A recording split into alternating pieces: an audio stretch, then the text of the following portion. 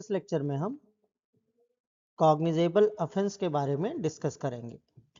Cognizable offence को define किया गया है भारतीय नागरिक सुरक्षा संहिता के सेक्शन 2 क्लास 1 के सब क्लास जी में।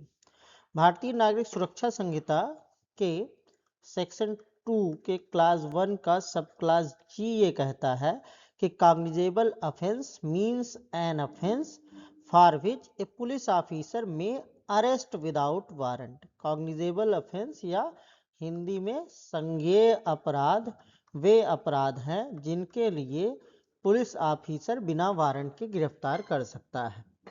तो इससे ये क्लियर नहीं हो जाता है कि कौन से अपराध कॉग्निजेबल ऑफेंस में आते हैं या कौन से संज्ञेय अपराध होंगे।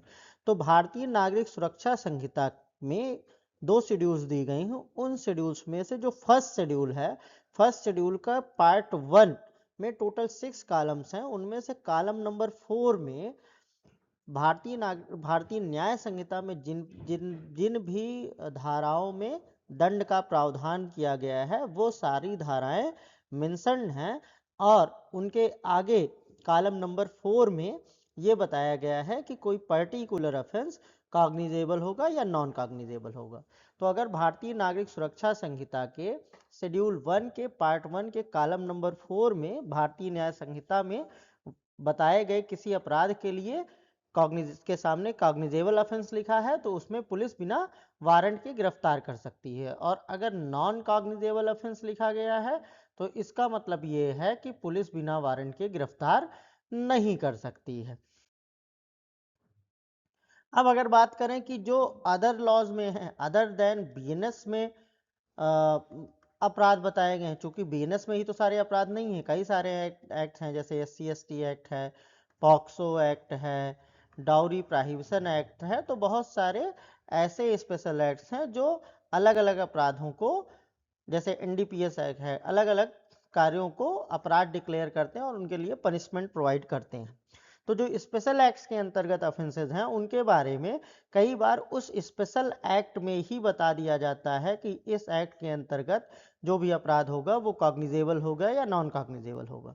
अगर ऐसा कुछ उस स्पेशल एक्ट में नहीं बताया गया है तो भारतीय नागरिक सुरक्षा संहिता के शेड्यूल 1 का पार्ट 2 ये कहता है कि अगर किसी स्पेशल लॉ में कोई अपराध वर्णित है और उसके लिए उस स्पेशल लॉ में स्पेसिफिकली नहीं बताया गया है कि ये कॉग्निजेबल है या नॉन कॉग्निजेबल है, तो उसके बारे में वो कहता है कि अगर कोई अपराध डेथ पेनाल्टी से पनिशेबल है या लाइफ इम्प्रिजनमेंट से पनिशेबल है या 3 वर्ष या उससे अधिक के कारावास से दंडनीय है, तब वो कॉग्निजेबल ऑफेंस होगा।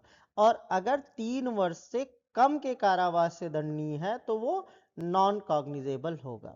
इसको समअप करें तो हम ये कह सकते हैं कि अगर बीएनएस में दिया गया कोई अपराध है तो उसके लिए भारतीय नागरिक सुरक्षा संहिता के शेड्यूल 1 का पार्ट 1 आपको देखना पड़ेगा। वहां पे जब उस रिलेवेंट सेक्शन को आप देखेंगे तो उस रिलेवेंट सेक्शन के आगे कॉलम नंबर 4 देखेंगे तो वहां पे बताया गया है कि whether that particular offence is cognizable और नॉन कॉग्निजेबल, कि वह अपराध कॉग्निजेबल है, संज्ञेय है या असंज्ञेय है। तो जैसा उसमें लिखा होगा, अगर कॉग्निजेबल लिखा है तो पुलिस बिना वारंट के गिरफ्तार कर सकती है, और अगर नॉन कॉग्निजेबल लिखा गया है तो पुलिस बिना वारंट के गिरफ्तार नहीं कर सकती।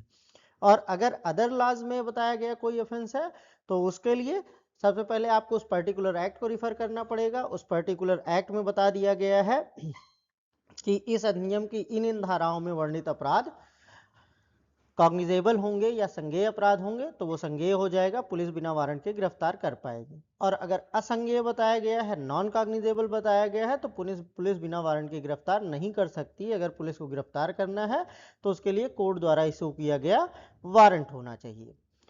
और इसके अलावा जो भी हैं वो सब नॉन कॉग्निजेबल होंगे।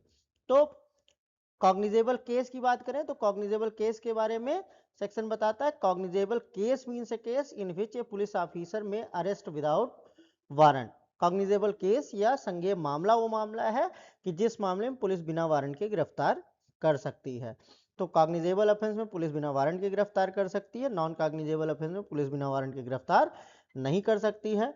कॉग्निजेबल और नॉन कॉग्निजेबल ऑफेंसेस की एक लिस्ट दी गई है शेड्यूल 1 के पार्ट 1 में जो बीएनएस में वर्णित अपराध हैं उनके बारे में कॉलम नंबर 4 बताता है कि पर्टिकुलर ऑफेंस कॉग्निजेबल होगा या नॉन कॉग्निजेबल होगा। अदर लॉ में है तो अगर वो लॉ बताता है तो उसके अकॉर्डिंग होगा।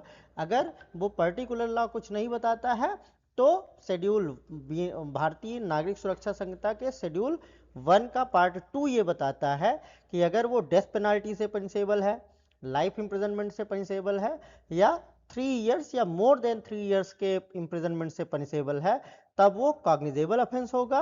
और अगर 3 साल से कम की सजा वाला मामला है तो वो नॉन कॉग्निजेबल होगा।